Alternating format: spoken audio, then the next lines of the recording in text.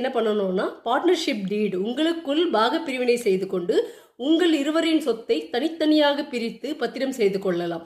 அதன் பிறகு பட்டாவும் உங்கள் இருவரின் பெயரில் தனித்தனியாக மாறிவிடும். இப்படி ஒரு விஷயம் நடந்த பிறகு சொத்தின் முழு உரிமையும், அதாவது நீங்கள் கொடுத்திருக்கக்கூடிய தொகைக்குரிய சொத்து உங்களுக்கு கிடைக்கும். அதற்குரிய பத்திரமும் பட்டாவும் ரெண்டுமே உங்கள் வசம் வந்துவிடும். அப்போ நீங்க ஈஸியா அந்த சொத்தை விற்பனை செய்து விடலாம். சரி, இது ஒரு நிலை. அடுத்தது இன்னொரு நிலையை தெரிஞ்சுப்போம். சொத்தை இன்னொரு பார்ட்னர் யாரோ அவரே வாங்க ஆசைப்படுறாரு. அப்படின்னா என்ன பண்றது? அவருக்கு தனியாக ஒரு கிரைய பத்திரம் செய்து எழுதி கொடுப்பதா, இல்ல அவர் கொடுக்கக்கூடிய பணத்தை வாங்கி கொண்டு நீ மட்டும் தான் ஓனர் அப்படின்னு சொல்லிட்டு போயிடுறதா? இப்படி ஒரு கேள்வி இருக்கும். அப்படி எந்த தவறையும் நீங்கள் செய்துவிடக்கூடாது.